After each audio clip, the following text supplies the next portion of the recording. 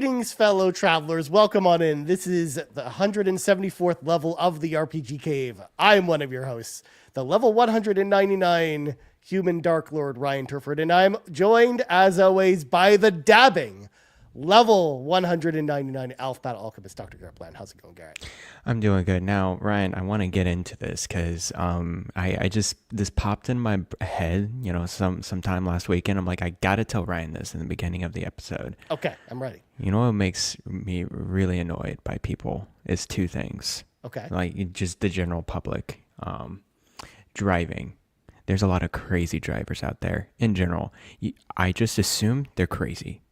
And just make sure I am being as safe, but also going with the flow. You can't be too slow either, because that's dangerous too. Of course. You get a ticket for that. I feel like it's like Mad Max over here with the California drivers. They just either race car drivers or they're just old grandmas that are just like going 20 miles an hour. It's dangerous. So there's that one thing annoys me. Another thing, people in Costco annoy me like no other. I'm there pushing the cart. Everyone else is there pushing the cart. They do not care at all. They have no courtesy. They'll ram you if they want to. They'll try to cut you off with their carts. They're at a destination or they're thinking about things. You're not even in their sight at all. Of course. Yeah, they just see that carton of eggs over there and they're just like, I'm going for those, and I don't care what's in my way. I'm going to push them away. Pretty much that in the samplers. They just like swarm over the samplers like birds. It's just like crazy. But anyways, just want to let you know that in the beginning of this episode, people annoy me. Costco sounds like a dangerous place, man. It's pretty dangerous, yes. I mean, since I live by myself, Garret, Costco is not really the store for me. But I hear stories like that from Costco all the time. See, when I'm in Texas or I'm in Pennsylvania, it's a little better. Like, I think there's generally less people, and people kind of see where your movement's at. Like, they at least acknowledge you. In California, it's like, I don't care at all. I'm going to that small little freezer section of sausage, and I will ram you. If you get in my way. I mean that's because you're missing the southern hospitality there. That's true. Yeah, that's a thing in most of the southern states. I feel it. I really do. Coming from Texas, I feel the southern hospitality, and then California's like I don't care at all. Yeah, I'm out for me and me alone. Pretty much. Costco. But, there you go. That's our opening. Yeah, I mean, people annoy me. We're still not done the opening salvo because Garret, of course. Sure. Last night, I posted in the Discord, my Hatsune Miku Magic the Gathering cards came My in. goodness. Which I was so excited about. And the reason, people are like, why are we talking about it on this show? I'm like, because Garret brought it up on an older episode. Yeah, of course. And we had like a whole discussion about Hatsune Miku Magic the Gathering cards on that show. So because I mentioned on that show, they were doing 4 different Hatsune Miku drops throughout the year. And this was the final one. So this was the winter Miku set. The winter Miku set. Okay, so this is the last one. Yeah, this is the last one. Okay. And I just having some of the cards in person, I'm like, they're beautiful. But this transitions me to another thing I want to mention that is RPG adjacent, which is the Final Fantasy Magic they're about to drop. Coming. They've been showing off a bunch of cards, but recently it's been going up for pre-orders, Garret. And I don't know if you've been seeing this, the madness that has been happening with the Final Fantasy Magic the Gathering cards.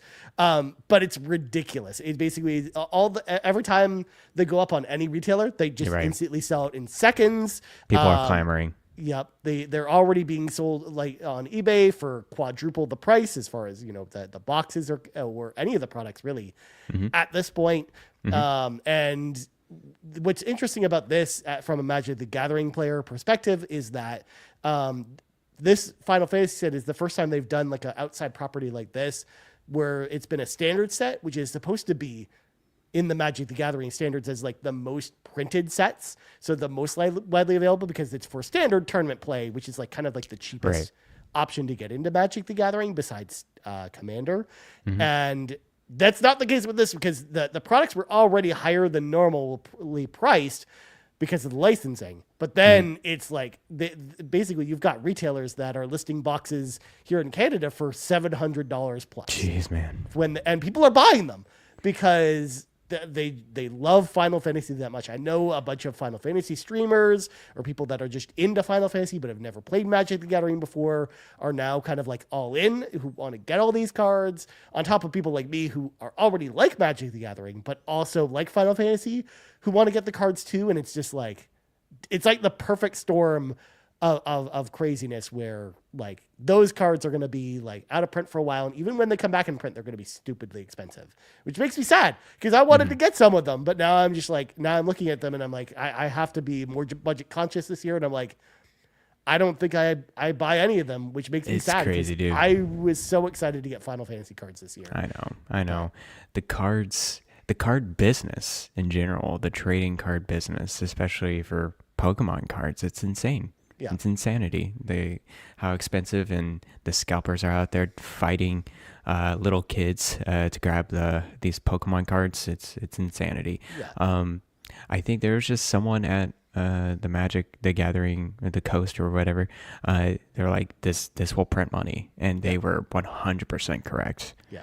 Well, the Lord of the Rings set that they did 2 years ago was the most money they'd made on any set ever. Mm-hmm. And this is already setting up to be even more than that. So, yeah, it's ridiculous out there. And not only that too, but like we have the possible threat of tariffs next week, which will then actually increase the price on these two. So even more here in Canada. So it's just like, dude, I'm sorry, man. It's too much. Yeah. It's too much. I think, I understand wanting something and like, oh, this is a very cool item to get, but at the same time, it's just like there is a price point to these things, and especially the headache too. Be trying to get these items, and it gets to a point. It's like, it's okay. Well, I was gonna say, if getting Magic the Gathering Final Fantasy cards is the difference between me getting a Switch 2 this year or next year, I'm just gonna opt for getting the Switch 2 this year instead of Final Fantasy Magic the Gathering cards. Like that's really what I'm probably looking at here. So, question for you, Ryan. Now that you got all the Miku cards, does it make a really solid deck? No. Out of it? Oh no, absolutely. It doesn't make a cohesive deck at all. Like what they did with each drop is they kind of flavored each drop so that the drop itself, all the cards should go in kind of the same kind of deck. Like they all kind of fit together. But if you take all the different Miku variations and try and jam them into one deck together, it doesn't work. But I like the fact that at least they kind of flavored the drop that way. They've been doing that with some of them, with like the individual ones, like the Lara Croft one, for example, when they did the Tomb Raider crossover. All of those, all the cards that they put in there would be good in like a Lara Croft commander deck. Oh, cool. As an example. Or when they did the Marvel ones, it was kind of the same way. So, and I expect we're probably going to get like Final Fantasy specific drops at some point too. So, that's going to be interesting. But anyways, that's neither here or there. That's not role-playing news. That's Magic the Gathering news. Although, don't be too surprised if I don't talk more about the Magic the Gathering on the show later in the year when the Final Fantasy set does come. Totally fine. Because, I love Magic the Gathering and I like card games in general. I wish I had I like playing cards, and like I like Magic the Gathering in a concept or whatever, but and if I had like close friends around, probably get into it, but I don't. My time's kind of focused on games and everything else, so well, that's the thing. I'm glad that at least, even though I'm not going to be able to probably buy the physical cards, at least these cards will be on Magic Arena, which is the digital client. So at least I'll get to at least use them in that sense and build like a brawl deck around lightning or, snow or whatever random Final Fantasy character I decide to do. But anyways, Garrett, we should clear the dungeon before we get to the rest of the show, because folks at home, if you like what we do, when you want to support the show, there's a number of amazing ways you can do that. Number one, if you're watching the live stream right now, or at youtube.com/carpoolgaming or twitch.tv/carpoolgaming live, you have an important job to do, which is, of course, hitting that subscribe button if you're watching on YouTube. If you're watching on Twitch, hit that follow button. If you want to toss some bucks our way, maybe get some cool emotes, you can always subscribe to us on Twitch as well. And also, don't forget to thumbs up, like the video. because that helps the video get discovered. Also, if you're listening on audio feeds, don't forget that subscribe button as well, or rate us if you're listening on Apple Podcasts or Spotify. And of course, if you want one big podcast feed with the entire Carpool Gaming Cinematic Universe on it, head over to our Patreon, patreon.com/Carpool Gaming. Of course, we've got brand new content over there. Of course, tomorrow, Fulia's episodes of the Pants Patreon podcast for Patrons podcast will be live. For those that don't know, of course, who are new to Carpool Gaming, the Pants Patreon podcast for Patrons podcast is our weekly AMA show where we cycle in a different Carpool Gaming host every single week, and they answer your questions. So Fulia, of course, did hers this week, and then Fee is this week's Pants contributor. Cool. Her question post will be up on Monday, so you can definitely leave questions for Fee on Monday. Of course, you can ask about Baldur's Gate or Helldivers or whatever random stuff you want to ask Fee about. Random Nova Scotia weather. Yeah, the Nova Scotia.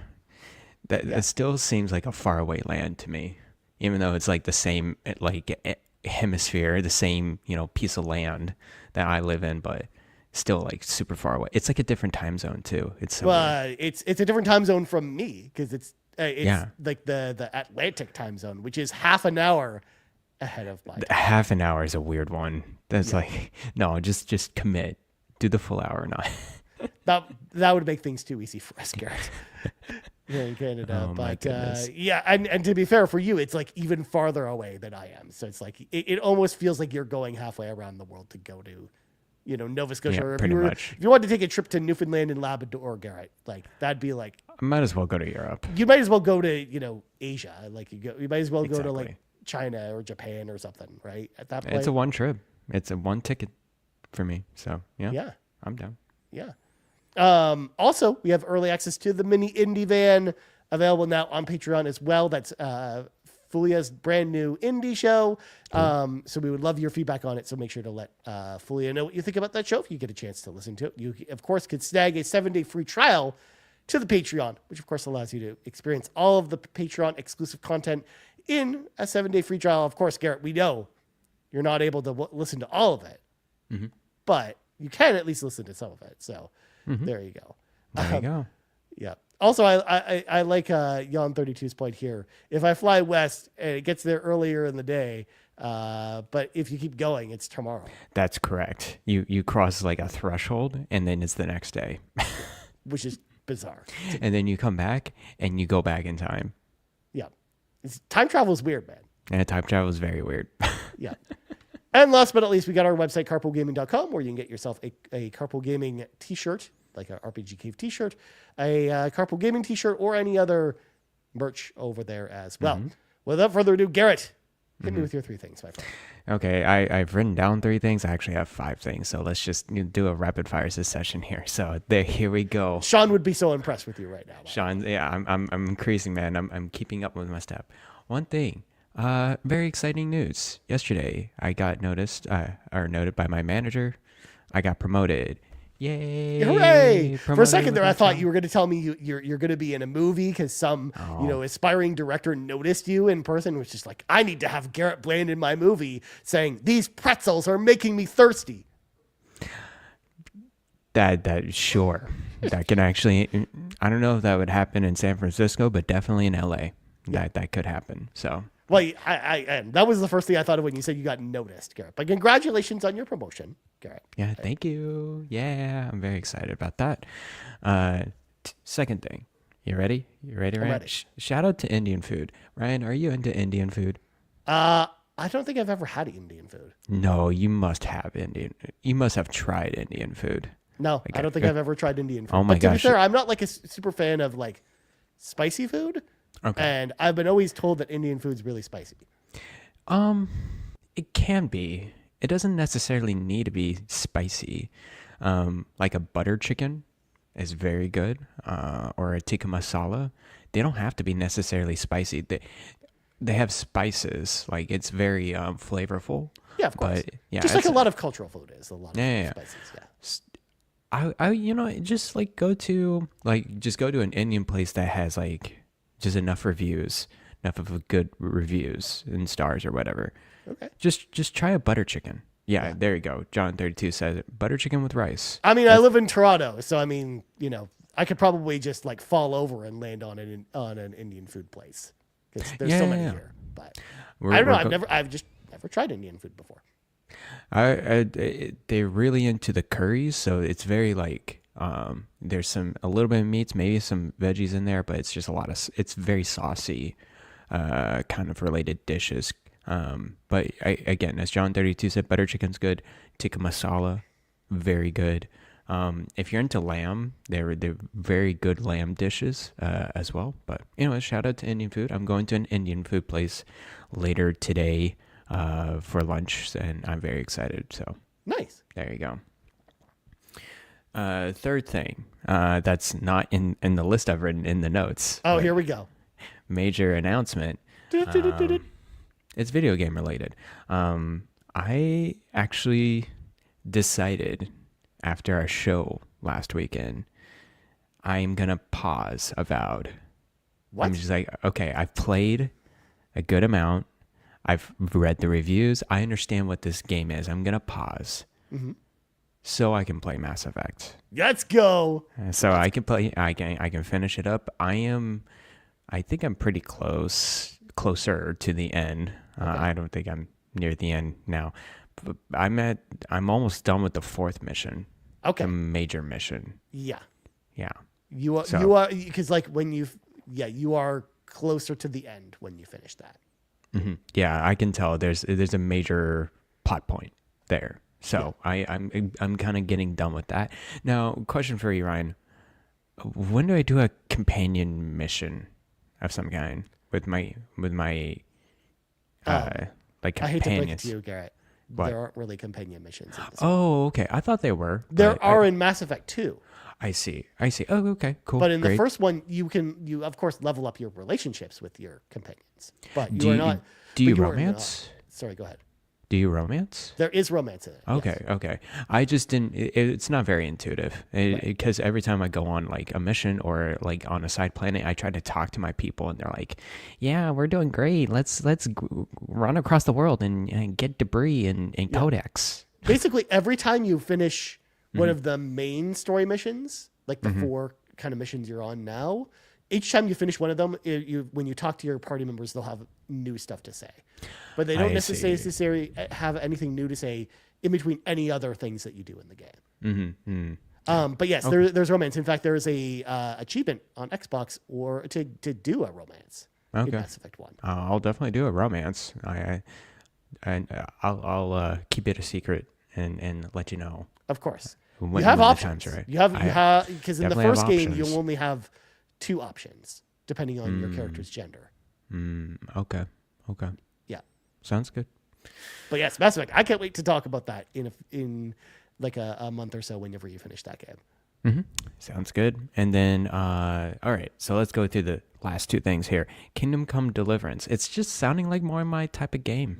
I don't know. Because it's more like, I don't know. I'm into the first person sim stuff. Of course. I think that's why I like Skyrim a little bit more. And that's why I'm like Avowed, like a little lukewarm about it because it's not first person sim at all. It really isn't. It's like a first person MMO. Anyways, just wanted to mention that. Maybe I'll go to Kingdom Come Deliverance 1 sometime soon. Yeah, the thing that breaks me for that game in particular is like all the life sim stuff that comes along with that, like having to eat and take care of yourself. Yeah. Like I'm just not personally a big fan of that, but I know like there are a lot of people that are into that kind of thing. So yeah, I mean, I understand why people like it. It's just not for me. Maybe that's why I like the Tellier games a little bit more because they do go into the crafting quite a bit. So maybe I'll like Kingdom Come Deliverance. I don't know. I think I want to try the first one before anything else. I mean, Yarden just chopped in the chat, so just jump into 2, Garrett. Trust I don't have 2 though. Come on. You think I'm going out and just throwing out money everywhere? No, that's true. You do need money to buy other things. And Deliverance 1 works great on Steam Deck, so I'll just kind of like go in there, pop in, see what it's like first. Well, I was gonna say, like, I think if you play that, even if you don't finish it, at least if you like enjoy it a little bit, you'll get a sense as to like if you'll like the second game. Exactly. So then you can decide from there if you want to go and spend the money on it. Exactly. and I'm sure it'll be on sale on like GMG or whatever. So Yarden brings up a good point, though. You just got a promotion, Garrett. yes, I did. But you don't have the That's money correct. from the promotion now. That's not how promotions work. Yarden, I have to give all my taxes to our government, so it's gonna be great. You just need your taxes, I'm guessing. Yeah, it's thievery. It's Oh. it's stealing everything from me. But It wasn't anyways. for me. For the first time in 8 years, Garrett, not only did I get a positive tax return this year, What? but it's like way higher than I expected. So Interesting. It's some draconic laws. Let me tell you. It's some random algorithm pulling money out of your paycheck and figuring out how much you owe. It's just so. It's bad. yeah, my company has it down to like a science where it's like, I either when tax season comes, I either make $10 or lose $10, and it's never like anything more or less than that. Like this year is the first year where it's like, I have money to buy a second PlayStation 5 Pro if I wanted to. So Interesting. like which is or I could buy some Magic the Gathering Final Fantasy cards from eBay. I could afford to do that. Yeah. Anyways, we're going through it. Okay. Last thing here, Ryan, and I think this is a big one. I'm done with Zelda 2. We'll talk about it next week. Yes. All right. So we'll keep a pause on that. But Ryan, we're gonna do a rapid fire session here with you. Okay. I am trying to choose my next commuter game, my next handheld game. So I'm gonna give you 3 systems. Choose one for me. You ready? Okay. I'm ready. PlayStation Vita, 3DS, Game Boy Advance. Game Boy Advance. 3 games: Castlevania Circle of the Moon, Tactics Ogre: The Night of Lotus, or Breath of Fire. Ooh, that's an interesting one. I'm like, which one would Garrett like the most? But I kind of want you to take it. You're playing so many RPGs, Garrett. I kind of want you to play Castlevania. All right, I'll play Castlevania Circle of the Moon. Okay. Yeah. Have you that's played my any of the next- Game Boy Advance Castlevania games? I have not. Okay. Have you played any of the Metroidvania Castlevania games? I have played. What's the original one? Symphony of the Night. Oh, you played that? Okay. Okay. Then yeah, if you like Symphony of the Night, you'll like that a lot. Probably. Cool. Sounds good. That'll be my next game. Man, I if you chose Vita, I actually put Final Fantasy X HD. I wonder if you would have chosen that. I actually might have, just to make you go through the same torture I went through, Garrett, of having to play that game. But anyways, Game Boy Advance, Castlevania Circle of the Moon. That is my next commuter game. And it's not going to be that long, too. It's how long to be Castlevania? Yeah, you could probably finish it in like 10 hours, 15 hours at the most. 8.5 hours. That's what it says. Okay, cool. Yeah, that's, I mean, like 10 hours I think is probably like more realistic, I think. But Okay. yeah. Cool. Okay. Yeah, because it's a Metroidvania game. Like, you're not like, it's not going to go on forever. Like, that's part of the reason I picked it as well. Because like, Breath of Fire is cool, but like, I also think like you'd be better off playing something like that on like Switch Online, like the Super Nintendo version. And then Tactics Ogre is probably fun, but it's another role playing game on top of other role playing games you're playing. So like, It is. Castlevania is like a nice break from role playing games, I think. Yeah, you're right. Yeah. Cool. I'm done with my 5 things. Excellent.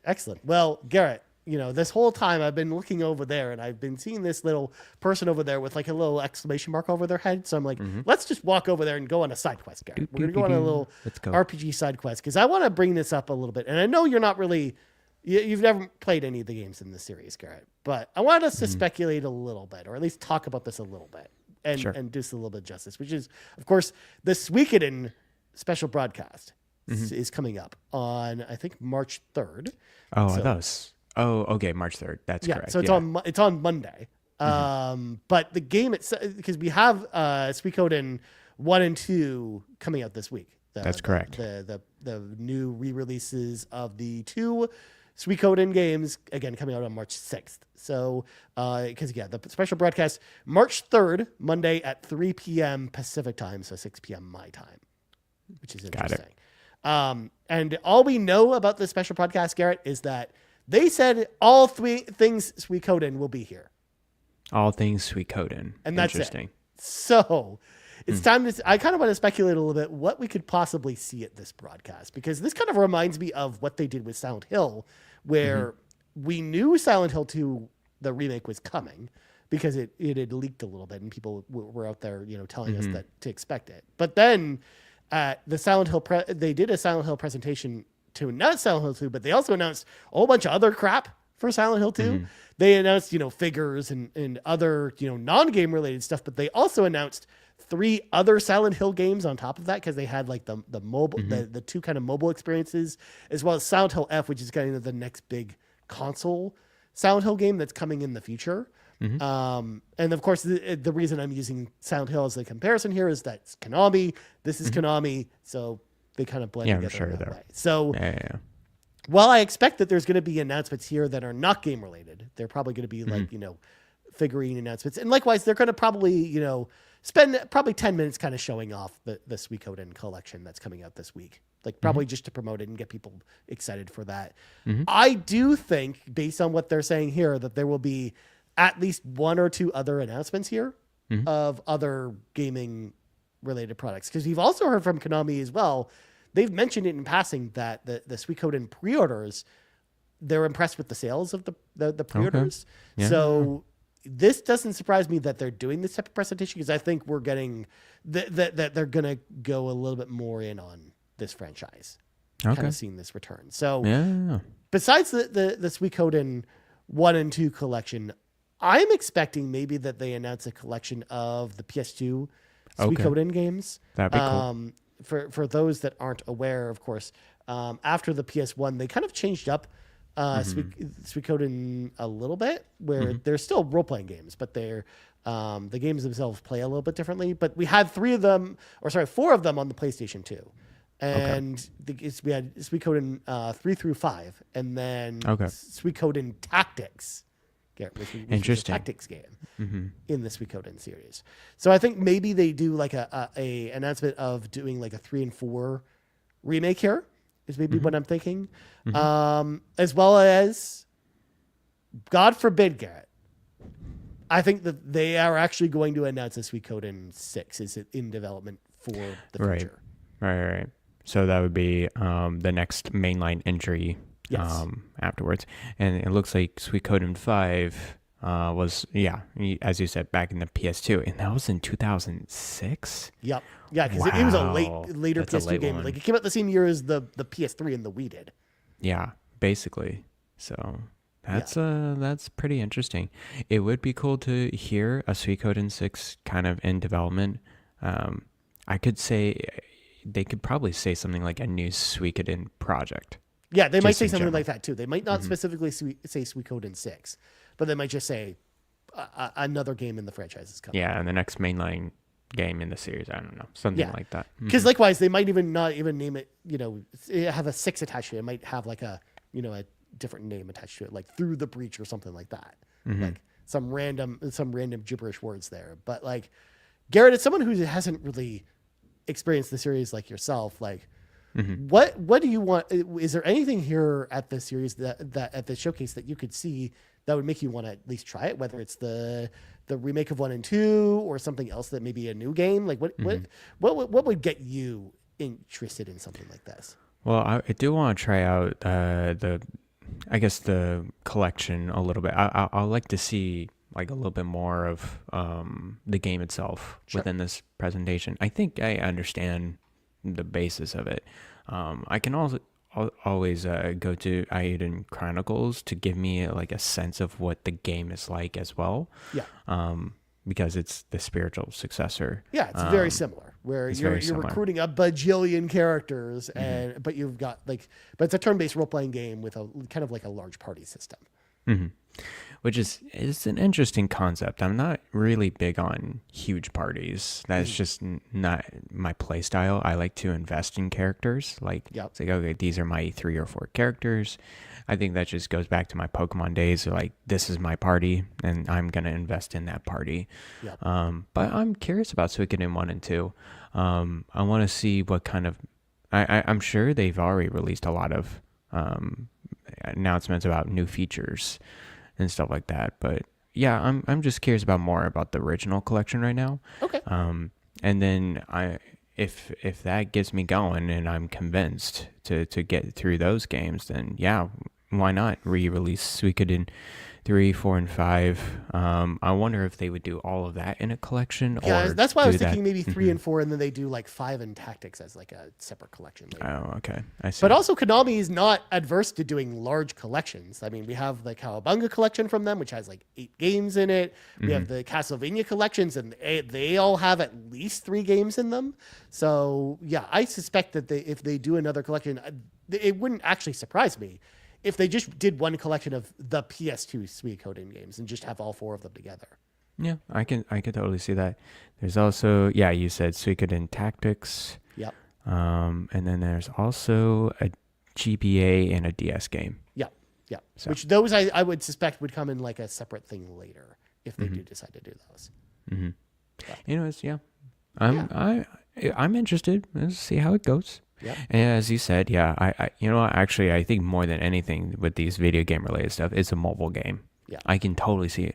Is there already a mobile game? No. For Suikoden? I think there will they're be totally going to do They're going to a mobile announce game. one for sure. Yeah. I'm pretty sure that that's going to be a thing. They'll they're get not your gonna gacha mechanics. Yeah, because they're not going to, announce like an Annapurna random like series game like they did with Silent Hill from this. They're going to announce like a mobile game probably if they're going to announce. Oh, 100%. Yeah. Because I could see them doing something like Fire Emblem Heroes in like the mobile totally style. Like something like that would be really interesting, especially because we've already have the precedent of them doing a tactics game.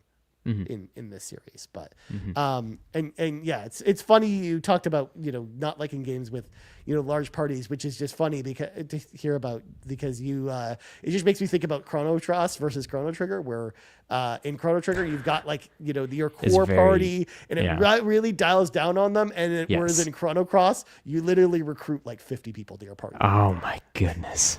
And you can only have 3 of them in your party at a time, and one of them has to be the main character. That's rough. That's a rough one. Yeah. I don't know. what's the deal with that. It's just such a turn off when I need to invest in characters. Like, all right, we're going to recruit 7 more over here. It's just like, all right, we'll see how it goes. Yeah. But again, I haven't really delved into these types of games, so maybe it'll surprise me. Yeah. One's getting into one of these. This is a series, Garrett, that I actually think you would probably like. So like I'm actually pretty excited to watch this presentation on Monday. I know there's a lot of people in our Discord, Garrett, who are actually we have believe it or not, we have a lot of Suikoden fans in our Discord. So I actually think like a lot of people are going to be pretty excited about this. So I'm just happy this series is back because honestly I thought this series was dead, after the GBA version. Like I never thought like the series was ever going to come back because I thought Konami was just like never wanted to return to it. So the fact that they are gonna turn this into this big deal, I think is actually pretty cool. So and not only that too, but Suikoden 1 and 2 are like stupidly expensive games. Like the fact that they're just going to be modern playable on modern consoles without having to spend like a bajillion dollars, because I think like Suikoden 2 copies on PS2 still go for like $400 to $500. That's crazy. Like that's very expensive. But yeah, cool. I just wanted to touch on that before we, of course, get to our other presentation that we wanted to talk about, because we're going to Garrett now read from the sacred texts. Let's do it. Because it's time to talk about the Pokemon Presents. We talked about what our hopes and dreams last week, Garrett. The Pokemon Presents happened this week. And I thought it'd be fun just to talk about Pokemon ZA and, of course, Pokemon Champions, which were kind of like the two kind of big announcements or things that we saw there. Of course, there was a bunch of mobile Pokemon stuff or Pokemon card stuff. We don't care about any of that stuff. Yeah, pretty much. So let's talk about them. So first of all, Sure. I want to start with Pokemon Champions before we get to ZA. Sounds good. Because I think it's really interesting that they're even doing this in the first place, Garrett. Because I'm trying to think back. What was the last Pokemon Stadium style game we got? There was a Pokemon. I mean, you got Coliseum 1 and 2, and then I'm sure there were some Wii ones. Oh man, what are they called? I even forgot what they're called. The main thing is it's been that long that we can't even remember them off the top of our heads. Like that's the thing about this. So I was actually really surprised that they announced a new Pokemon battling game, like a battle focused game like this. But I thought this was pretty cool, especially because you can use your Pokemon from Scarlet and Violet, moving them to Pokemon Home, or you can use your Pokemon from Pokemon Go to battle it out. Like I like the fact that all this stuff is connected together. And yes, this is kind of like a mobile game, but that is also a Switch game, which is an interesting plot point as well. But what did you think about this announcement, Garrett? Since we've talked about Pokemon before, I know you do like Pokemon a lot. Have you ever really been into the battle games? Because I don't think we've really talked about them before. I'm not too much into the battling kind of stuff. I really enjoyed Pokemon Colosseum and Colosseum XD, Gale of Darkness, which is the GameCube ones. And that's just because they had a really good story behind it as well. They had its own kind of custom, like, oh, there's some dark Pokemon, you got to purify the dark Pokemon and stuff like that. So it had some more motivation. The Pokemon stadiums I wasn't really big on, like other than the mini games. I really enjoyed the mini games. Which we know they've already come out and said with this game there won't be anything like that in this one. Right. And just to let you know, the last one that we had was Pokemon Battle Revolution on Wii. Okay. And it was terrible. It was a 53 on my critic. It was pretty bad. But yeah, no, I think this makes sense to bring this forward. It makes sense to put it on mobile and Switch. Yeah. It sounds like a match made in heaven where you can battle out with random players across the globe. I know the people who are really into the, let's say, the min-maxing, the battling mechanics of Pokemon itself. They're really into the turn-based stuff. And they understand how to go through each step. Like, they're on another level above us. They try to think about Pokemon 10 moves ahead. Yep. Like trying to go through their party. They're the ones that compete in Pokemon Champions, like locally and around the world. I think it's mainly for those players. Of course. But it's nice to have it, on Switch, on mobile. It can be a wide audience. I'm sure there's going to be ranked matches. There's going to be, free to play matches. Yeah. I can see. Well, I'm guessing the game itself is going to be free to play. That's kind of it's going to be free to play, especially because sure. It's a mobile game. Yeah, it's going to be free to play, and I'm wondering where the monetization is going to come in. Yeah. That's the so I'm sure you can get Pokemon within this game. And then at the same time, it would be neat if you can transfer Pokemon. Like, hey, this is my, Jigglypuff from Pokemon Home. Which is exactly what they said. You can transfer Pokemon from Pokemon Home. Okay, cool. So there you go. More information than me. So that's kind of cool. But at the same time, I think they're going to give us Pokemon within the I think that's where the free-to-play stuff, the monetization stuff is going to come by, is like you can buy Pokemon probably from the store. Like, especially if you don't have a Pokemon Home account, or if you don't play Pokemon Go, or, Scarlet and Violet, or some of the other games. If you just want to play this, like, you have to find a way of getting Pokemon into the game. So, like, I think maybe that's where some of the monetization is going to happen. Or maybe you'll require, like, specific items to do, different things, or maybe cosmetics, like some cosmetic changes to your Pokemon, or maybe where some of the microtransactions come in. But yeah, this game is probably going to print money. But I'm interested in at least trying it out, because that's the thing. I like the battling in Pokemon. I think it's pretty fun. I think I'm obviously not on the same level as some of the people you described, but I think it's a lot of fun. So, and I think I like the prospect of playing a Pokemon game that's just about the combat. Like, I think that's pretty cool. And it's nice where it's like online players, randoms. Like, you can probably play with computer as well, but like, it's nice when, at least for these type of battles, like, you're not just facing an AI, you're facing another person doing turn-based combat. I think that's pretty cool. Yeah, exactly. Although there are probably going to be like AI battles, even if it's just the tutorial or something like that too, just to have some way to play without having to play with other players too.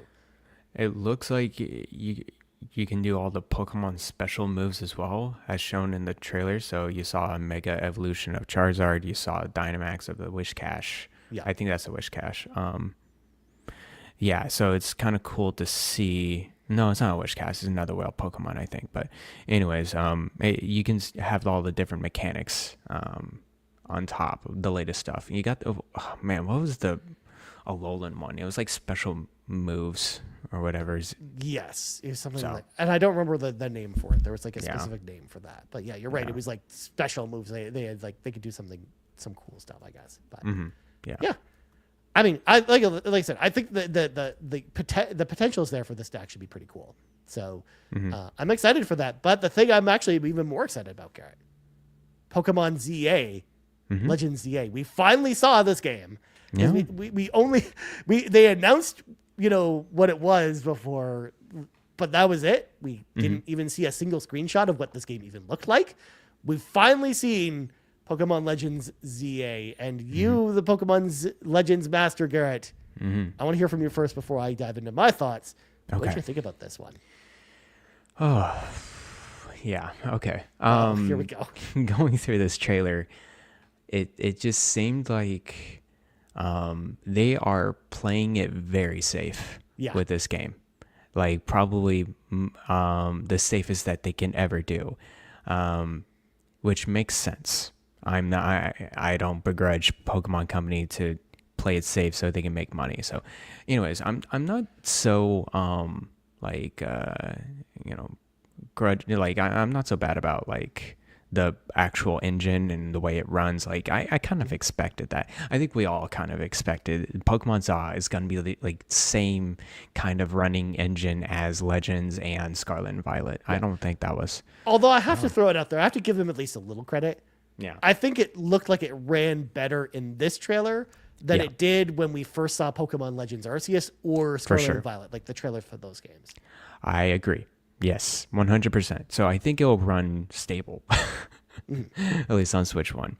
But I think just going through it just sounds like a Pokemon game set in Lumio City, which is the big city, and you're going to go through a Pokemon story through this city. And that's pretty much what I got from the game.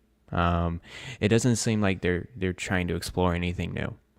With this one, and I think they're adding the Legends mechanics in a sense where it's not going to be turn-based battles, it's going to be action-based battles, which is cool.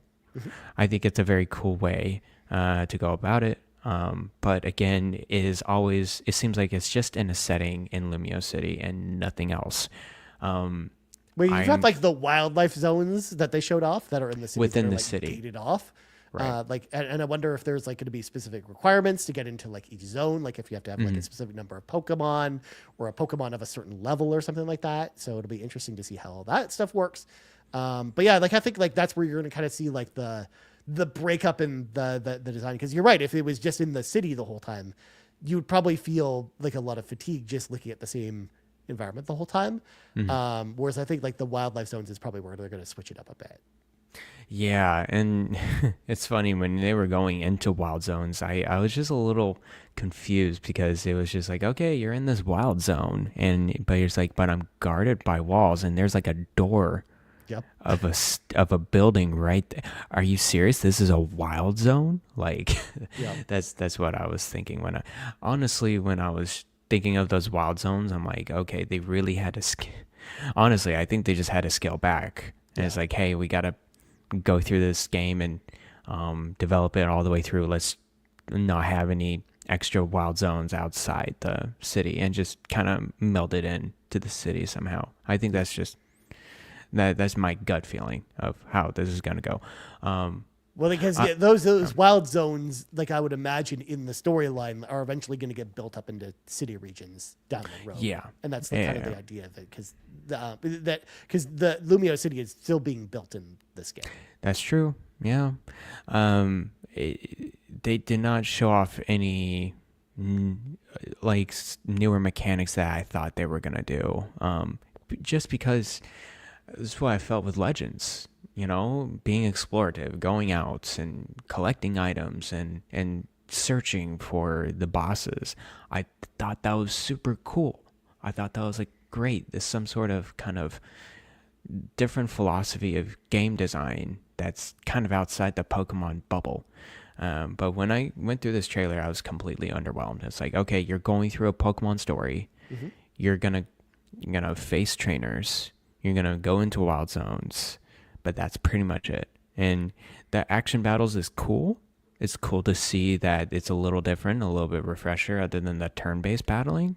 But I think that's the only thing I'm seeing that's different out of this game. because I was gonna say, like, I almost felt like watching this, and tell me if you agree with this, is like the when you look at this trailer, it almost makes me wonder why they even attached the Legends name to it in the first place, and why they didn't just refer to this either as a Pokemon spinoff or even the next mainline Pokemon game, because that's almost to me what this felt like versus a Legends game, because like they didn't emphasize the idea that you're like going out and catching a bunch of the same Pokemon for your collection, similar to what you did in Arceus as an example. Like it sounds like you've got your starters, one of your 3 starters, you pick one, and then you're going through kind of a Pokemon story like you normally would. You've got your rival there and everything. Like it almost feels like the next mainline Pokemon game, even though it's in the Legends camp. Yeah. So it does feel like the next mainline game. And the only, I think really the major difference is this. It's like it's based in a pre-existing setting. So it's in Lumio City, which is the XY region. Yeah. And then you also have pre-existing Pokemon. There's no new Pokemon at all. And then there's the action battle mechanics that are separate from the turn-based mechanics. What's interesting too about the starters is none of them are X and Y starters. Yeah. They're all from other regions, which is just weird to me, or weird to everyone else as well. Yeah, that may have been the case with Legends as well. I would have to check back. Well, yeah, because Legends, I believe that was the case with Legends as well. But it just seems weird to me because it feels so much like not a Legends game that I didn't, put 2 and 2 together about that until you just mentioned that just now.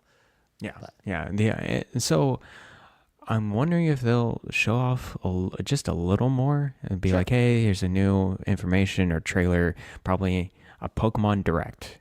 Don't they have those? They have those sometimes. Do. Like they'll probably have one closer to this, because this release also surprised me as well, Garrett, because we didn't actually get a release date for this. I thought we were, surprising. Of course we were going to, but it's late 2025. Yeah. And I think there's the possibility that this game even gets delayed till next year at this rate. And that could be the case. It's kind of crazy to hear no date from a Pokemon game. Yeah. They typically do a date. That's why I was so surprised. Like I was so expecting that they were going to give us like the exact release date. Like I thought that was the main reason they were doing this, but it's like late 2025, which definitely means for sure there will be another Pokemon Direct just about this game at some point. Yes. Yeah, for sure. So, I'm curious how it'll go. Yeah. But I'm less excited about this than beforehand. So yeah.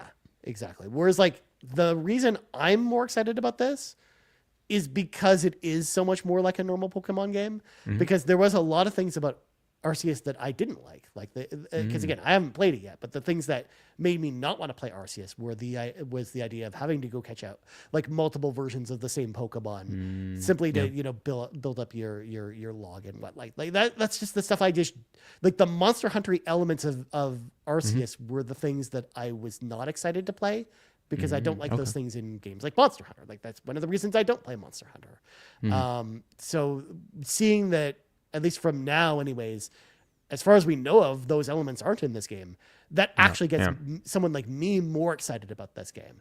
Especially too, because I kind of want to see how those Pokemon action battles play out, because I think that those actually look pretty cool. Like I like the changing up that formula a little bit. So like, I think that they showed it me enough here where I'm actually pretty excited about this game. But again, I think we're coming at from 2 very different angles, because I think you're more in that Arceus camp, whereas I'm like away from it. Like I get more excited for the mainline Pokemon games than I do for something like Arceus.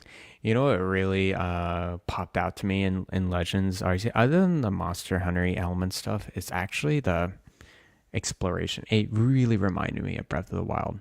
Right. And it just a glimmer of it, not like completely like it, but just a glimmer, especially when you want to go to an area. It's like, oh, I need to go to this specific area, and you go traverse through these rocks and go up these mountains, and oh, there's the major boss there. Oh, that's so cool. Let's fight the boss over there. And I think that's what really got me as well. And we know that that's just not going to be the focus in this game. Because unless it's like, unless you're examining all the nooks and crannies of Lumio City, Garrett, like that's that's just obviously not going to be the focus with this one, I think. I'm curious, how expansive this is going to be. If it's just going to be Lumio City, it better have a pretty big, wide, like a pretty complicated, large system of some kind. Like have some more buildings, have underground stuff. Well, we know rooftops are a thing. Because we saw the character kind of go teleport up to the rooftop, and you were zip lining between different buildings and stuff like that. So I think there's going to be some exploration opportunities on the rooftops. But you're right. I think they need kind of more to the exploration than just the rooftops and the city streets. Yeah. We'll see how it goes. Yeah. I mean, there's plenty of time before this one comes out because we both speculated last week. It's maybe it's coming out fairly soon, but it's the complete opposite of that. It's the end of the year, assuming it doesn't get delayed. Yeah, and no black and white remake. Yep. So that sounds like it'll be a next year thing, which totally fine. I'm totally fine with that. And we'll put our clown noses back on and. No Nintendo Switch Online classic games. Yep. They got me going for a second there with the Pokemon Champions trailer because they were sitting there playing the Game Boy and the Game Boy Advance. I was like, oh yes, it's finally happening. And then I got sad when I saw someone playing with their phone. And I'm like, no. Yeah, when I saw the phone, I'm like, oh. It's something else. Yeah. I think they're just not gonna do it until I don't know when they're going to do it. It's just whenever they feel like it. One day. One of these days, Garrett, they will give us Pokemon games on Switch Online. I mean, they have to at some point, I think. God, it's such a missed opportunity not for them to do that. If they already were wanting people wanting to find reasons why people would pay for Nintendo Switch Online, that would get people to just as we talked about, it would get people to pay for an entire other tier if they wanted to do that. People would pay that because people want to play those games on Switch or Switch 2. Yeah, I'm just trying to look at when. So the original Pokemon Red, Blue, and Yellow was made available to digitally download on 3DS in 2016. Yeah. Actually, yeah. So it was Pokemon Day 2016. It'll be 10 years as of next year. Yeah.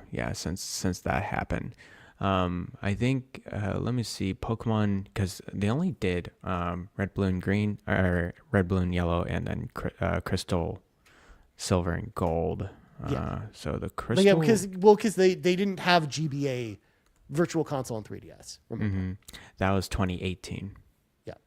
So yeah, they just in a span of 2 years. They released all the classic games on there. And also, it's important to keep in mind too, even though we had GBA Virtual Console on Wii U, they never did the Pokemon games on Wii U specifically either.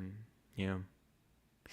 Yeah, it's just very interesting. And honestly, it's the digital release dates on 3DS is probably the most recent kind of additions. You can transfer those classic Pokemon over to Pokemon Home, especially the second gen Pokemon. The first gen you can probably get from the Let's Go Eevee and Pikachu. Yeah, that would probably be the best way to do that, because that is a full remake of the first one. So but do you want the Ruby, Sapphire, and Emerald? And you don't have that anywhere. Yeah, none on the GBA itself. That's where you get it. It's insanity. Well, okay, you can do remakes, but I'm just saying the original games, you cannot get it anywhere, which is crazy. Yeah, which is crazy. But anyways, Kurt, we have a question about Pokemon ZA. This comes to us from Croco Kyle, who says, now that we've seen what Game Freak's been cooking up with Pokemon Legends ZA, what are you hoping to see on release? Switch to upscaling, better performance, a more fleshed out zones to catch Pokemon in, which you talked about, Garrett. I hope you all are having a great weekend. So as far as, things we didn't talk about, I'm curious to know how this game will run on Switch 2. How much better it'll run on Switch 2. Because I don't think they're going to do a Switch 2 version or anything like that. Or I don't even think they're probably going to even do a Switch 2 patch for this game to make it run better on Switch 2. I think the only benefits the Switch 2 is going to get out of this game are going to be what just it natively has thanks to the more powerful hardware, and that's it. I'm thinking there's going to be little to no difference between Switch 1 and Switch 2 performance. Yeah. And I think that's just because of Game Freak's software optimization. You can obviously tell from Legends and Scarlet and Violet in this engine that performance is a lesser priority, and releasing the game is the priority. Right. Because that's where they make the money. And releasing it on the system that has the most users is also the priority. That's why this is a Switch 1 game as opposed to a Switch 2 game. 100%. There will be, assume no updates. Assume nothing. Assume it's going to be the same exact performance. The only thing I can think of that would be improved upon in Switch 2 is it's not crashing. That's the... That's probably true. That's probably true. But that might also be an optimization thing where it's poorly optimized and it crashes even with more powerful hardware. Garret. Exactly. I think the one thing you might actually get is faster load times because because we do know like the storage on the Switch 2 is good. It's supposed to be faster. Plus, it'll support like micro SD extreme cards, which load extremely fast. So faster load times for sure. Yeah, I think that'll be the one benefit you get is faster load times. Because unless they build in, Garret, which would be funny if they did, if they build in like predetermined load time minimums to where the game has to load it had to have fake load for a period of time. That was a thing when Ninja Gaiden Black came to backwards compatible on Xbox, Garret. Oh, that's funny. There is predetermined load times where some areas, Garret, in that game have predetermined load times of 2.5 minutes. Where you're sitting at the load screen for 2.5 minutes, and you play that game on Series X, and you're just sitting there watching the pinwheel in the bottom right hand corner just spinning, even though you know that game's not loading, even though you know the loading stopped literally 10 seconds into that loading process, it still has to spin there because it's built into the game that way. Wow. Yeah. I don't think they'll do minimum load times. I think they did that for like the memory allocation on the original Xbox in order to make the game run on that console. They had to do it that way. But obviously, when it got ported to later generations, like that, it didn't have those same limitations. But I don't think Pokemon Company's going to do something like that. But I do know that is something that happens with modern games even to this day, because I've heard people talk about playing PS4 games on PS5. Or Xbox One games on Series X, and they have that same problem, where they've put in like a 20-second buffer where it will always load for 20 seconds at least, whether the system actually needs to load for 20 seconds or not, for memory allocation reasons. Interesting. All right then. But okay, what else am I hoping for? Krakoka, I just want to see something a little. Some different mechanic other than just going through the city and just fighting Pokemon. Yeah. I think they really have something going if they do some sort of crafting system in this game. If they have like, hey, I'm gonna have my bricks and stones and planks, and I'm gonna assign Pokemon to build this building in the city. I think it's just another side thing that adds a little bit of flavor to the game. But at this point, I'm not expecting that type of huge mechanic. I'm just curious what else that they're gonna present later on in the year.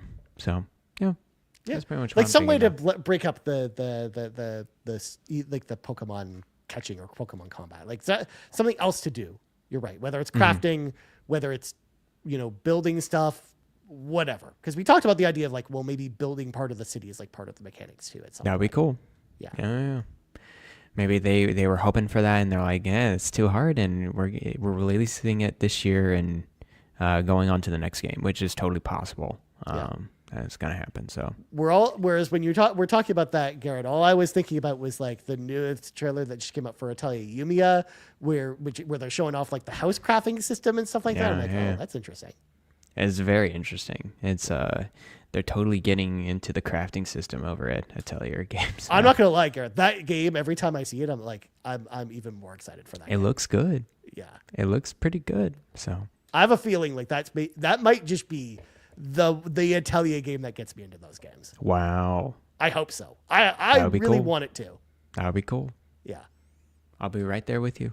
I mean, just the fact that you're riding around on your motorcycle, shooting enemies with your gun, and then to weaken them, and you just take them down. Oh, dude, that looks so fun. Yeah, I know, right?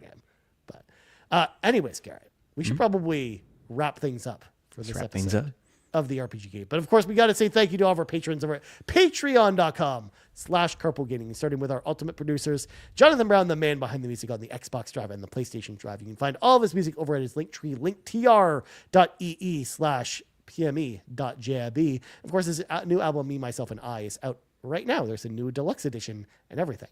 We've also got Cwagmire, who humbly reminds you that the best babes are, in fact, Xenobabes. And TechMike, who says whether you're a Kevesi or Agnian, you're a Xenobabe at heart. Links to all of our ultimate producers can always be found in the description of our podcasts. Our platinum producers, Smokin Joe, the captain, and Tim Paullin. And our gold members, Adam K, Anna, Awesome Dave 1337, Brad Moore, Brian Reese, Cecily Carrozza, Dan and Luma, Dannohh, Emilio Kelly, John 32, Ligerwoods 330, Mr. Giggles, OldMrFrump, Patrice Mallette, Peje, Riley King, and Stephen Keller. Huge thank you once again to all of our patrons over at patreon.com/carpoolgaming. If you want to head on over there and hop in the car with us, choose the tier that's right for you. And now, Garrett, plugs go.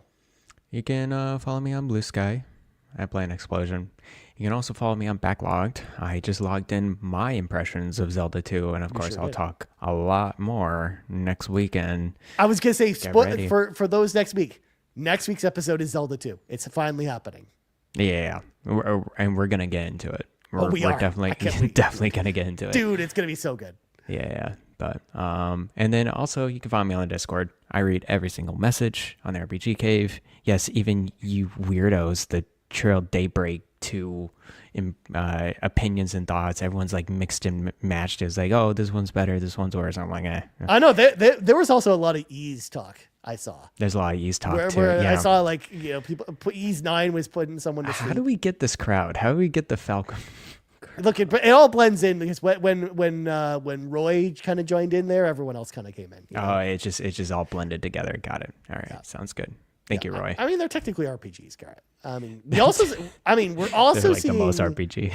I mean, we're also seeing the Xenobabe pipe too with Xenoblade X. Like, Xenoblade X is coming, man. That new trailer that just came out. Oh, it looks so good. It actually looks pretty cool. I mean, I can't wait.